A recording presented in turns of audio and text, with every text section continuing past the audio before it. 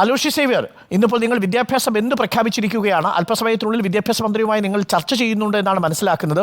വിദ്യാഭ്യാസ മന്ത്രി ഒരുപക്ഷെ താൽക്കാലിക ബാച്ചിലേക്ക് നീങ്ങിയേക്കാം, അത്തരം ഒരു സൂചന നൽകുന്നുണ്ട് എന്നാണ് ഞങ്ങളുടെ പ്രതിനിധി പറയുന്നത്. അലോഷ്യസ് സേവ്യർ, അങ്ങനെയാണെങ്കിൽ ആ സമരം അവസാനിപ്പിക്കുമോ നിങ്ങൾ? ശ്രീ അരുൺകുമാർ, ഈ +1 സീറ്റിൻ്റെ വിഷയത്തിൻ്റെ അപര്യാപ്തതയുടെ വിഷയം വളരെ തുടക്കം മുതൽ തന്നെ ഞങ്ങൾ ഉന്നയിച്ച് കേരളത്തിൻ്റെ തെരുവീഥികളിൽ സമരമുഖത്തുണ്ട്. ഒപ്പം KSU എന്ന് പറയുന്ന വിദ്യാർത്ഥി സംഘടനയും മറ്റ് പ്രതിപക്ഷ വിദ്യാർത്ഥി സംഘടനകളെല്ലാം എല്ലാ ഇടങ്ങളിലും വ്യത്യസ്തമായിട്ടുള്ള രീതികളിൽ സമരങ്ങളുമായിട്ട് ഈ സർക്കാരിൻ്റെ മുൻപിൽ ഈ വിദ്യാർത്ഥികളുടെ വിഷയം അടിയന്തരമായി പരിഹരിക്കണം. 3ാം ഘട്ട അലോട്ട്മെൻറ്റ് കഴിയുമ്പോൾ കേരളത്തിലെ മുഴുവൻ വിദ്യാർത്ഥികൾക്കും സീറ്റ് കിട്ടുന്ന തരത്തിലേക്ക് ഇതിൻ്റെ സംവിധാനത്തെ പരുവപ്പെടുത്തണമെന്ന് ഞങ്ങൾ നിരന്തരമായിട്ട് ആവശ്യപ്പെടുന്ന കാര്യമാണ്, ഉന്നയിക്കുന്ന കാര്യമാണ്. വളരെ എടുത്തു പറയേണ്ടത്, തുടക്കം മുതൽ റിപ്പോർട്ടർ വളരെ ഗൗരവകരമായി ഈ വിഷയത്തെ നോക്കിക്കാണുന്നു. ഇതിൽ വിദ്യാർത്ഥികൾക്ക് നീതി കിട്ടുന്നതിന് വേണ്ടിയിട്ട് നിങ്ങളുടെ വിദ്യാർത്ഥിപക്ഷ പോരാട്ടങ്ങളോടൊപ്പം നിൽക്കുന്നതിനോടുള്ള നന്ദി കൂടി ഈ അവസരത്തിൽ രേഖപ്പെടുത്തുകയാണ്.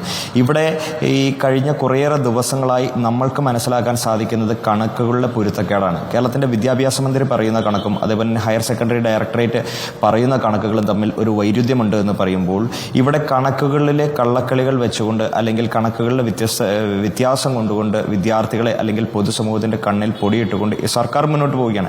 ഞങ്ങൾ ഒരു കാര്യം, ഇതിൻ്റെ സമരപ്രഖ്യാപനം 2 ആഴ്ചക്കാലം മുമ്പ് കോഴിക്കോട്ട് ഏകദിന ഉപവാസം നടത്തി ഞങ്ങൾ സമരപ്രഖ്യാപനം നടത്തിയപ്പോൾ KSU ഇതിൽ പറഞ്ഞു, അതായത് +1 അർഹരായിട്ടുള്ള മുഴുവൻ വിദ്യാർത്ഥികൾക്കും അഡ്മിഷൻ കിട്ടുന്നതുവരെ ഞങ്ങളുടെ സമരമായിട്ട് ഞങ്ങൾ മുന്നോട്ട് പോകാൻ തന്നെയാണ് തീരുമാനം.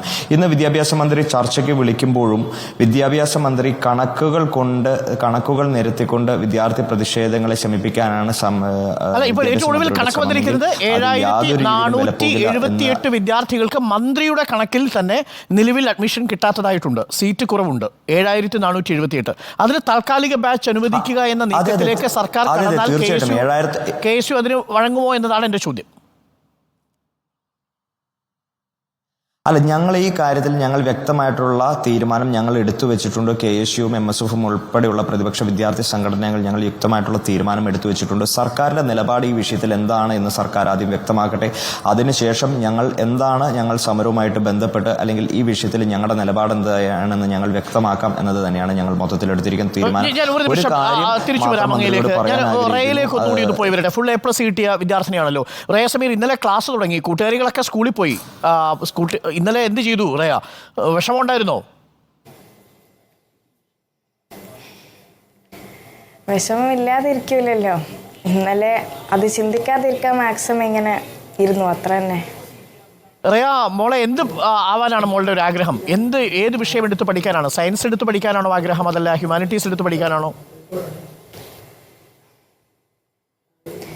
സയൻസ് എടുത്ത് പഠിക്കാൻ തന്നെയാണ് ആഗ്രഹം.